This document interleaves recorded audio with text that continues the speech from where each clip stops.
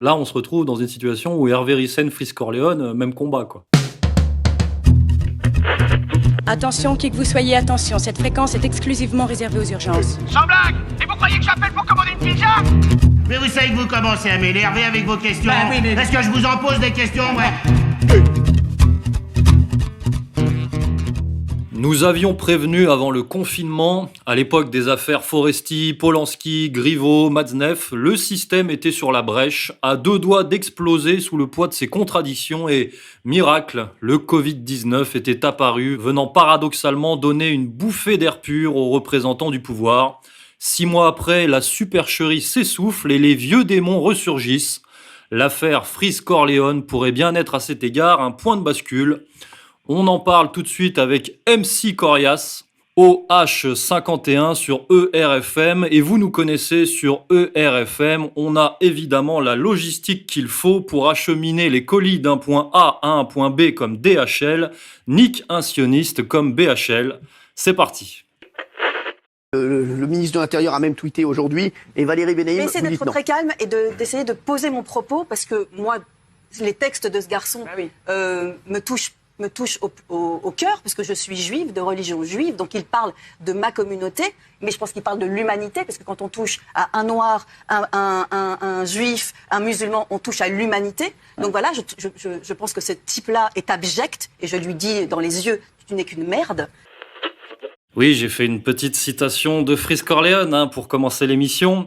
Alors, la LICRA a tweeté et la machine, la centrifugeuse, s'est exécutée. Darmanin, Dupond-Moretti, la DILCRA sont montés au créneau, avec notamment comme conséquence la résiliation du contrat de distribution de Freeze Corleone avec Universal. Alors Universal, pour ceux qui ne savent pas, c'est Vivendi. Vivendi, c'est Bolloré. Et BlackRock aussi dans les actionnaires, la suppression de certaines vidéos de Freeze Corleone de sa chaîne YouTube, le retrait de ses morceaux des playlists Skyrock et surtout des plateformes de streaming comme Deezer. Et aussi l'ouverture d'une enquête pour provocation à la haine raciale et injure à caractère raciste. Alors, on va entamer l'analyse. MC Corias, premier constat, notre ami a toute la fine équipe au cul, mais pour le moment, nous n'avons aucun signe laissant penser qu'il va se repentir, se soumettre, abjurer, faire teshuva, comme on dit. Et donc, nous avons là potentiellement une nouvelle date, car depuis Dieudonné Soral, aucune personnalité d'ampleur dans le monde culturel n'a vraiment résisté aux rayons paralysants.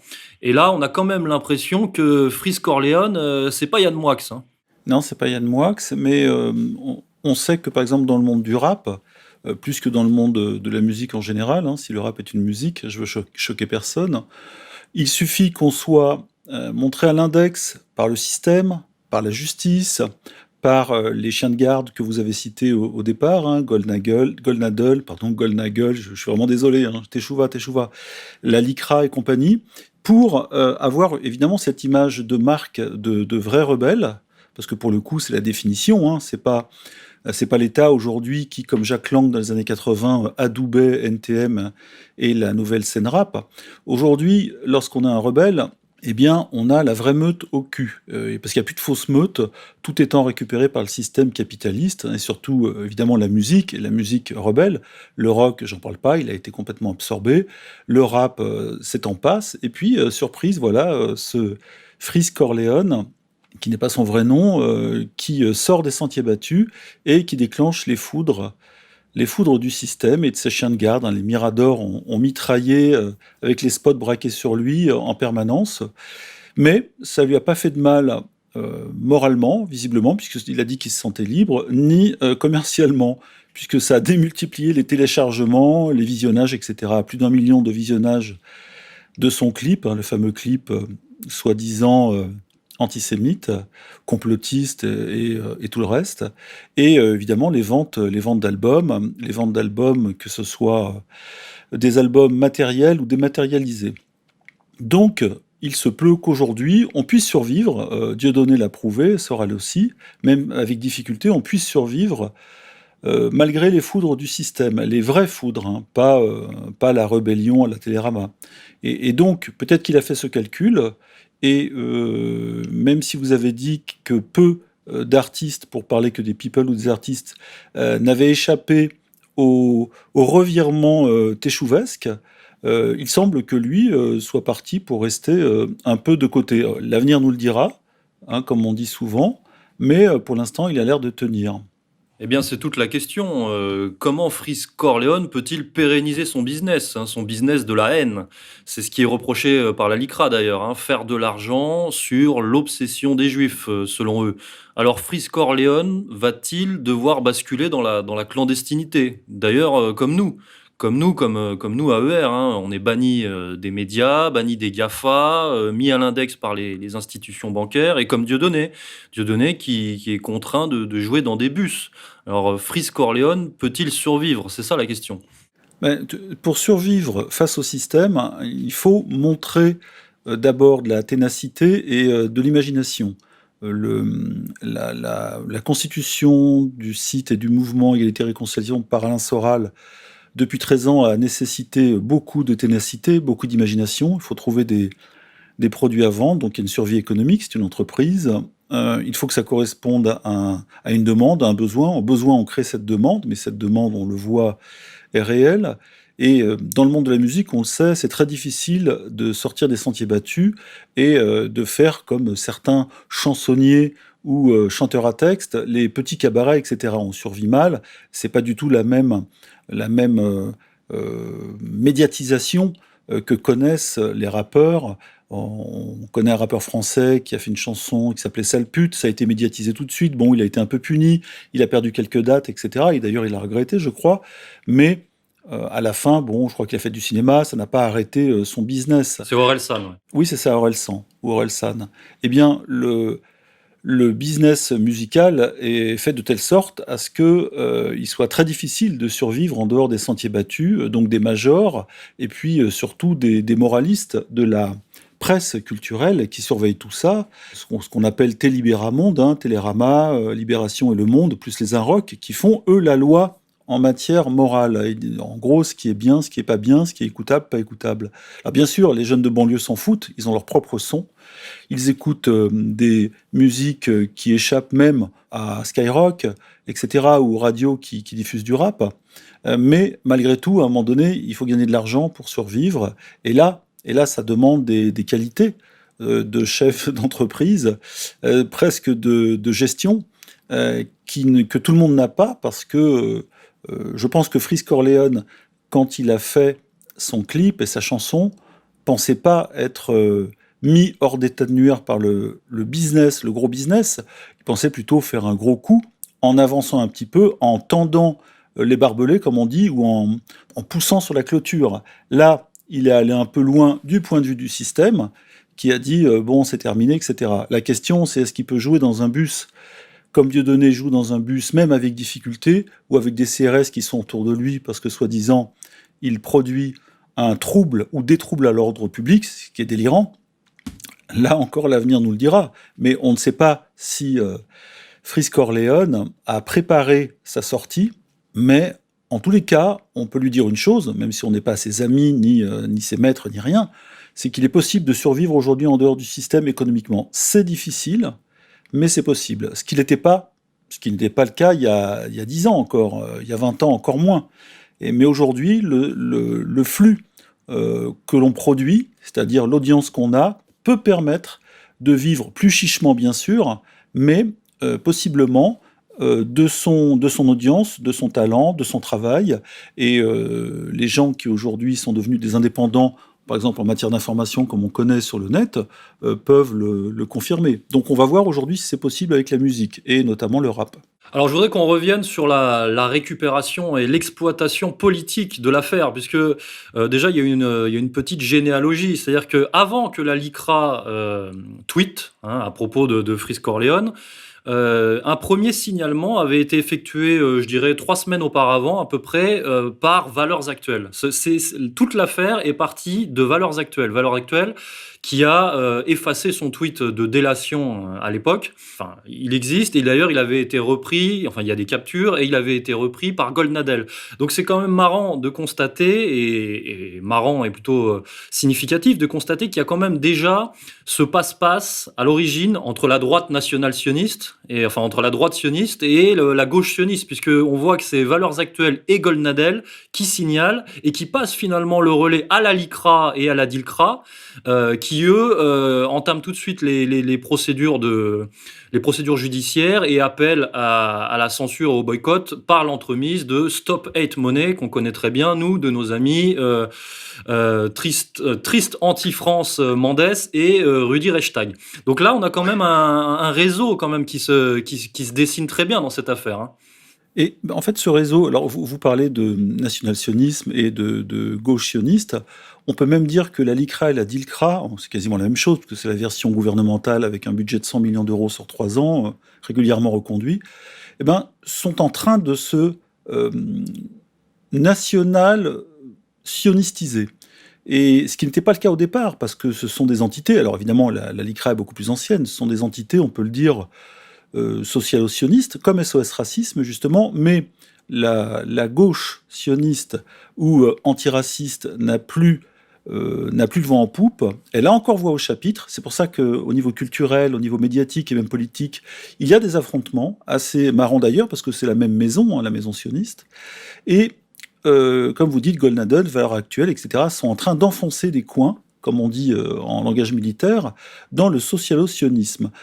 Et pourquoi ça tombe sur un rappeur? Parce que, alors évidemment, il a fait ses chansons avec ses petits mots, les mots quasi interdits, Hitler, Rockefeller, Rothschild et compagnie, mais c'est surtout que le rap français a été béni par le socialo-sionisme dès son enfance, hein, dans les années 80, j'ai cité Jacques Lang tout à l'heure, parce que c'était évidemment le divertissement, un détournement aussi des affaires sociales vers le culturel et la musique, la fausse rébellion, etc. C'était mieux de se rebeller en chanson que d'aller manifester contre la rigueur.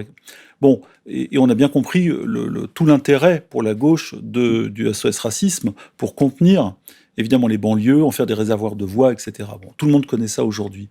Et on se rend compte que aujourd'hui, le national-sionisme est en train de défoncer le social-sionisme tranquillement. Les postes sont remplacés. On le voit à CNews, on le voit à LCI, on le voit dans plusieurs chaînes mainstream, arriver des gens justement de la pépinière Valeurs Actuelles, Geoffroy Lejeune.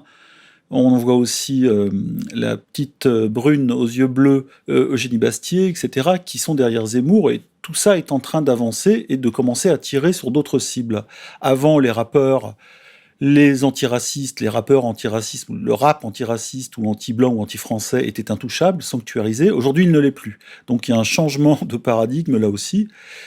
Comme racontait Soral, il y a plus de 15 ans maintenant, avec son texte sur le foulard, il avait déjà senti ce changement-là. Aujourd'hui, il est effectif et un remplacement se fait dans les médias entre socialo-sionistes et nationaux-sionistes. Alors c'est peut-être la même maison, mais ce sont des gens très virulents, et les gens qui défendent le rap comme secteur éminemment culturel de la chanson française, aujourd'hui se trouvent mal, parce que soudain le rap, eh ben, pour le coup, devient anti-sioniste. Et c'était pas prévu, parce qu'au début, il devait être juste anti-français, anti-flic, donc tout ça était de la révolte sous contrôle, et puis ça mangeait pas de pain pour le lobby au pouvoir. Et aujourd'hui, ça leur revient dans la gueule, et ça m'a fait penser qu'il y a un foirage dans l'ingénierie sociale. Lucien Cerise parle souvent et toujours, et c'est lui qui a lancé ça, c'est très bien, des ingénieries sociales en cours, qui sont lancées, etc. Bien sûr, il y a des gens qui y résistent, mais là, pour le coup, ça a pété dans la gueule des ingénieurs sociaux, ce qu'on appelle nous aussi à la rédaction les apprentis sorciers, et qui se retrouvent avec un rap soudain, alors c'est pas le cas de tous, mais qui commence à lorgner du côté du pouvoir profond et à arrêter, alors évidemment ça continue, mais de tirer sur les flics, les méchants français, les colonialistes, etc. Là, soudain, ça va un peu plus loin et ça fait penser à un parallèle avec les Gilets jaunes qui, eux, au début, c'était oui, non au pouvoir, à l'état de Macron, non au libéralisme, ok, très bien, et puis peu à peu, ça a commencé à se concentrer sur les lieux de pouvoir, les vrais, assurances, banques, réseaux occultes, etc. Voilà, donc là, on a l'impression qu'il y a comme une petite ironie de l'histoire qui fait que même ceux qui sont aux commandes et qui ont tous les moyens économiques, médiatiques, politiques, juridiques, policiers, eh bien, foirent quand même leur coup. Et le cas Frisk-Orléans prouve que tout n'est pas contrôlable et que parfois les créatures échappent à leurs créateurs. Alors dans l'ingénierie sociale sioniste en cours, qui se divise entre socialo-sionistes et nationaux-sionistes, on a pu observer notamment justement sur LCI que je parlais de récupération et d'exploitation politique de l'affaire Frisk-Orléans. Il allait être certainement dans les prochains jours question de qualifier Frisk-Orléans et son équipe et ce qu'il représente d'islamo-gauchiste, parce que je l'ai entendu dans la bouche de notre chère Céline Pina. Alors, est-ce que vous connaissez Céline Pina, monsieur Corias ? Oui, elle fait partie de l'équipe élargie qui est représentée par Lac, Zemmour, Goldnadel, Berkoff, Sud Radio, Valeurs Actuelles. Et elle est chez Michel Onfray. Elle fait partie de Front Populaire de Michel Onfray. C'est une franc-maçonne avérée qui était proche de Manuel Valls. Donc elle vient des réseaux Valls et elle avait même quitté avec perte et fracas le printemps républicain de Manuel Valls parce qu'elle ne le considérait pas assez laïque et sioniste. C'est pour vous dire, c'est vraiment une militante, une militante. Et donc Céline Pina, qui représente donc tout ce réseau-là, est montée au créneau sur LCI et elle a vraiment fait du collectif 667, le collectif dont est issu Frisk-Orléans, elle en a fait un collectif islamiste. C'est-à-dire qu'elle a vu dans les textes de Frisk-Orléans un soutien au djihadisme, au terrorisme, parce que le dernier album de Frisk-Orléans est sorti le 11 septembre. Et puis il cite le Omar, voilà, le Mollah Omar. D'où la citation du Mollah Omar, effectivement, qu'on ne comprenait pas trop pas dans le tweet de la LICRA, mais en fait c'est là que ça prend tout son sens. C'est-à-dire que pour eux, enfin en tout cas ils vont pousser l'ingénierie dans ce sens de faire de Frisk-Orléans et de ceux qui le suivent des islamo-nazis ou des nazis-islamistes, comme on disait. C'est BHL qui avait lancé ce syntagme, je crois, à l'époque. Oui. Et mais en fait ce ne sont que des mots. Si on réécoute la chanson, on voit que uniquement il y a Hitler, le Mollah Omar, etc. le 11 septembre. Ce sont des opinions, ce sont des mots, on pourrait dire c'est un poème, même si c'est pas du Victor Hugo. Et soudain, ces mots-là, comme si, c'est pas un jeu de mots, excusez-moi, mais ces mots-là, comme s'ils étaient interdits, deviennent des intentions, et des intentions politiques. Alors évidemment, Frisk-Orléans sait très bien ce qu'il fait. Quand il balance ces mots, il sait qu'il va énerver le camp désormais d'en face pour lui. Mais en soi, il n'y a pas d'appel au crime, il n'y a pas d'appel au meurtre, et on sait très bien que dans les banlieues, à un moment donné, Ben Laden était une star. Même si dans les banlieues, on pensait que c'était Ben Laden qui était à l'origine des attentats du 11 septembre, ce qui est tout à fait discutable, eh bien, on ne pouvait pas empêcher ces jeunes-là de prendre parti plutôt pour Ben Laden, qui était pour eux le représentant d'une révolte et d'une résistance, plutôt que pour l'oncle Sam, qui écrasait sous les bombes les pays arabes, comme on l'a vu en Irak par 2 fois. Et donc, aujourd'hui, toute la supercherie, je dirais, de la bande nationale sioniste, c'est d'essayer de se trouver des adversaires à leur hauteur, quasiment terroristes islamo-gauchistes, parce que islamo-gauchistes, en dérivant un petit peu par amalgame, on arrive très vite à djihadisto-gauchistes, c'est-à-dire à terroristo-gauchistes. Voilà, ce sont des amalgames, ce sont des jumping dans le raisonnement, c'est faible, mais ça fonctionne sur les esprits simples, et surtout sur les patriotes français, je le dis, qui vont tomber dans le piège et considérer que le grand danger, c'est l'islamisme pour la France. Et je rappelle une chose, même s'il y a une réalité islamiste en France, une réalité montante et politique, c'est l'interview de Manuel Valls dans le Journal du Dimanche qui dit que le problème, c'est l'islamisme, ou à peu près. Et d'autres pourraient dire, non, le problème, c'est le sionisme. L'islamisme n'a pas de pouvoir en France. Alors évidemment, dans les banlieues, il en a un petit peu, parce qu'il a été se récupérer les espaces laissés libres par l'État français, et surtout par le socialisme, pendant plus de 30 ans. Mais le sionisme, lui, a des leviers de pouvoir que l'islamisme n'a pas. Donc si on veut parler de pouvoir, faut plutôt inverser les choses. Mais ça, évidemment, demander à Manuel Valls d'être lucide ou honnête, autant demander à une vache de voler, par exemple. Et c'est toujours cette logique national-sioniste de polarisation de la société française, de sécession culturelle. Hein, il parle de sécession culturelle maintenant, de séparatisme, hein, donc un terme qui a beaucoup été utilisé ces derniers mois. Voilà, toujours cette logique des nationaux-sionistes qui veulent canaliser finalement, le but ultime, c'est de canaliser la France blanche périphérique, on va dire comme ça, au niveau social, en lui causant choc des civilisations, lutte raciale, plutôt que prédation bancaire et lutte des classes. Et c'est là où, d'ailleurs, Frisk Corleone est intéressant, parce qu'il met le doigt par tout son imaginaire et par tout son univers, il met quand même le doigt sur cette domination. Et c'est ça qui lui est reproché. Et finalement, c'est pas vraiment ses propos. C'est pas ses propos à proprement parler, entre guillemets.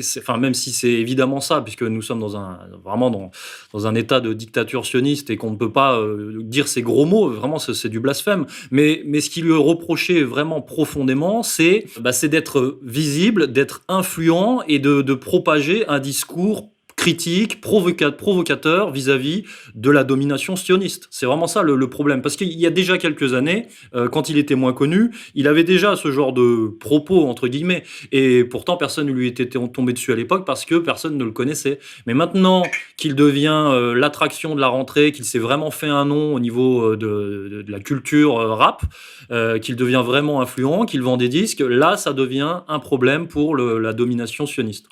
Mais il devient aussi, c'est un problème fabriqué par la domination nationale-sioniste, ou en tous les cas la nouvelle tendance nationale-sioniste, parce qu'elle a besoin de ce genre de terroristes, entre guillemets, culturels, pour faire avancer ses idées et son pouvoir.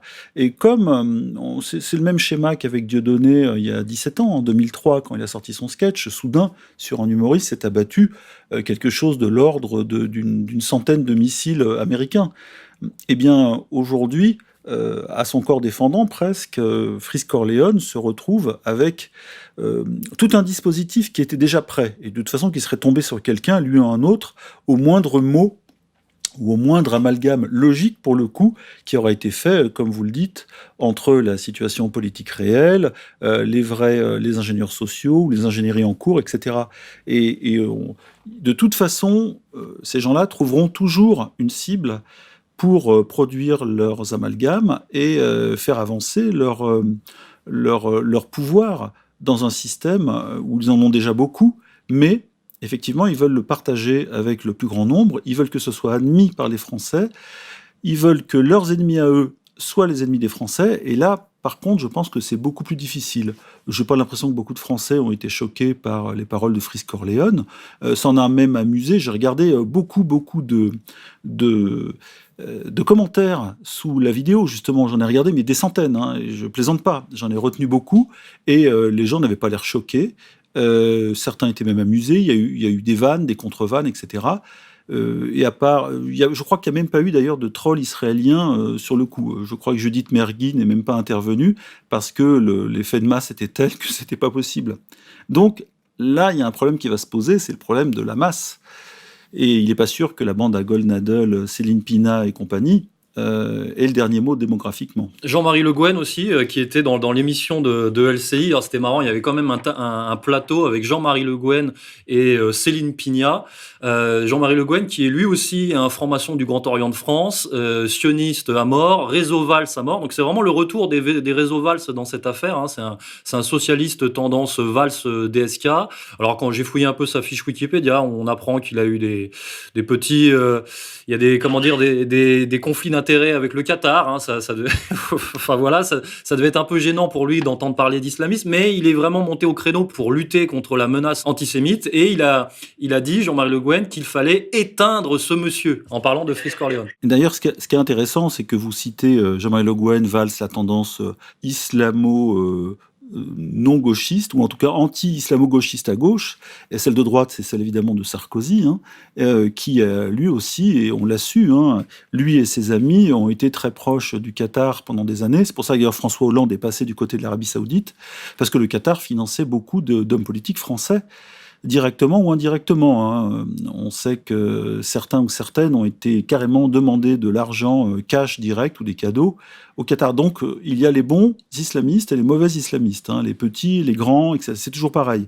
Et donc, cette tendance nationale sioniste française, qu'elle soit de Manuel Valls, parce qu'il s'en rapproche, ou de Nicolas Sarkozy, hypocritement, évidemment, dénonce le petit, mais laisse passer le gros. Sarkozy, d'ailleurs, qui était la même semaine, donc la semaine dernière, au centre d'une polémique, hein, avec sa sortie plus ou moins hasardeuse sur les singes et les nègres, mais il avait été absous par Alain Jakubowicz de la LICRA. Très rapidement, et d'ailleurs on l'a signalé, et puis ça fait penser à Joe Biden qui fait des gaffes récurrentes sur les Noirs, parce qu'on sent bien que ce vieux démocrate, n'est pas fondamentalement antiraciste, hein. C'est quelqu'un qui a juste besoin du vote noir pour battre Trump, parce qu'il n'a pas le vote absolu ou assuré du peuple américain, et même du petit peuple.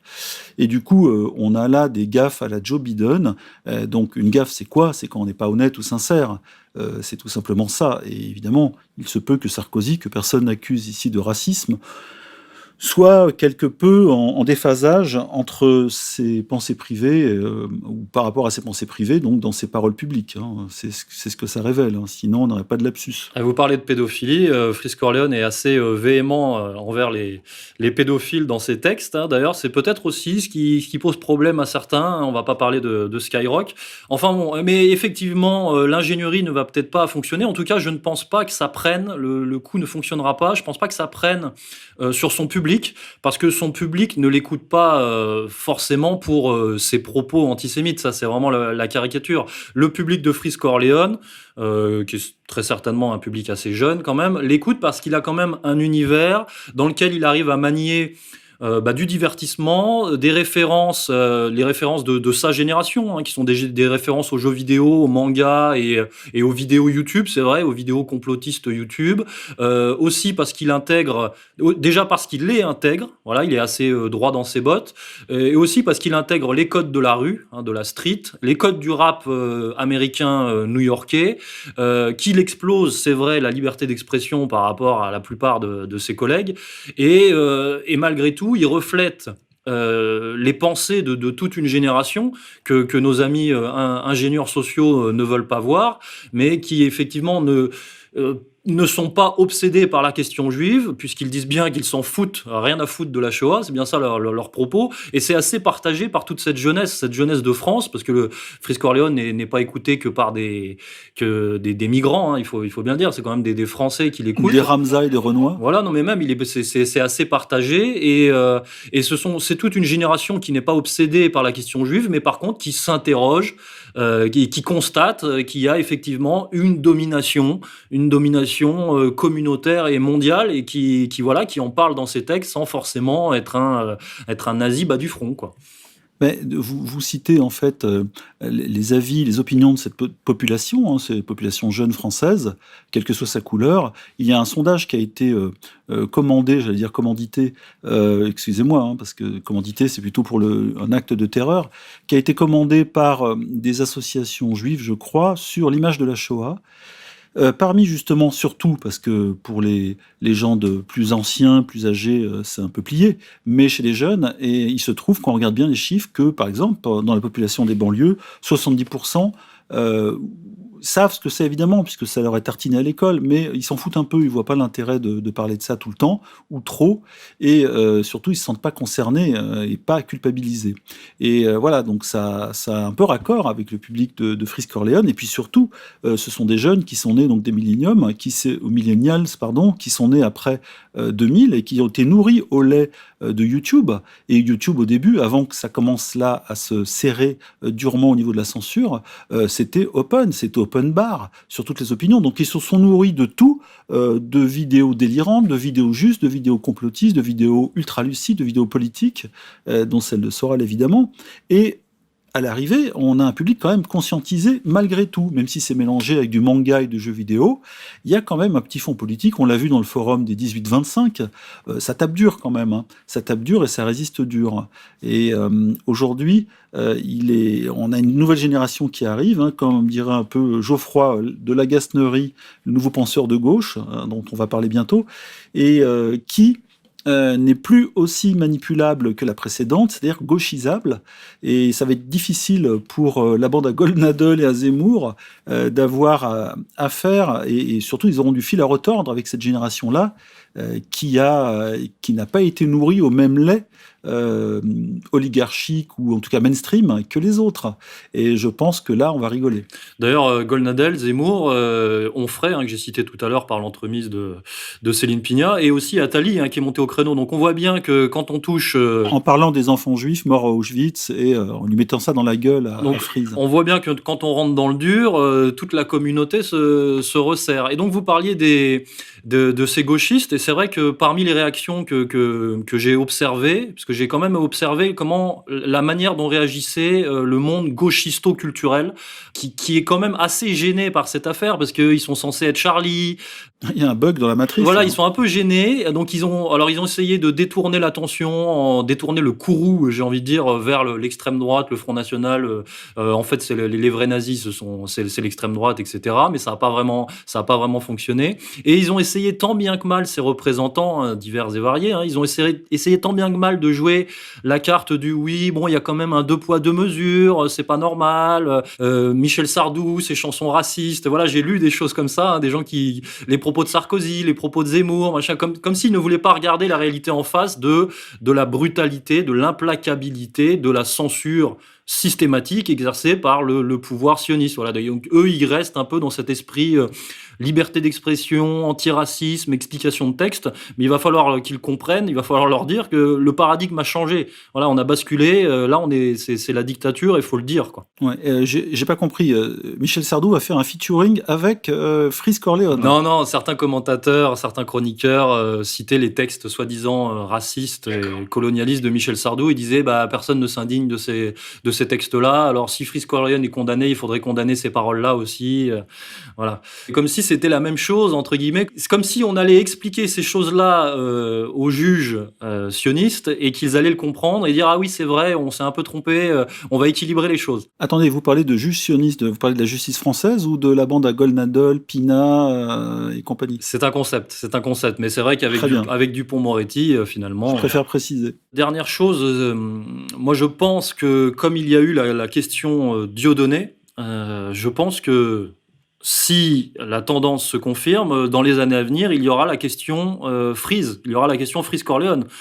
C'est-à-dire que tous les rappeurs qui passeront sur les plateaux télé dans les années à venir, on leur dira « Mais qu'est-ce que vous pensez de Freeze Corleone ? Est-ce que vous cautionnez ses propos ?» Comme ça a été le cas avec tous les humoristes.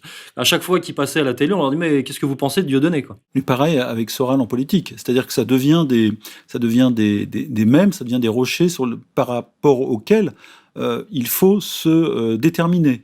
Et évidemment, ce sont les limites négatives du système, les lignes rouges, mais à force de voir se multiplier ce genre d'individus résistants, pour l'instant je parle de Dieudonné Soral, Freeze on va voir, enfin Corleone, le système est en train de produire évidemment des ennemis, des adversaires idéologiques solides qui trouvent leur propre survie économique, parce que c'est ça aussi qui est important, et je crois que ça peut donner des idées à des gens qui ont très envie de basculer. Moi je sais dans quelques domaines culturels que je connais, il y a des gens qui ont envie, même depuis longtemps, de basculer.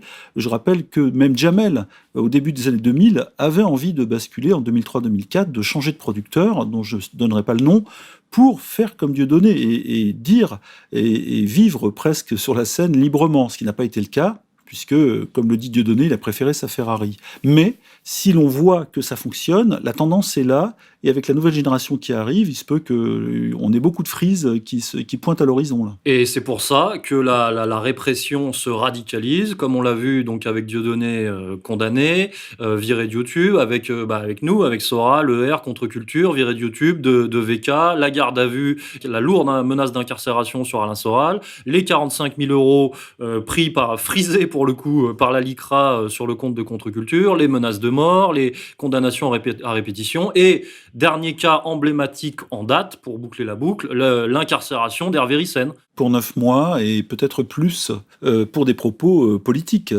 qui sont effectivement radicaux, mais théoriquement ça devrait être dans le cadre du droit de la presse, de la libre opinion française.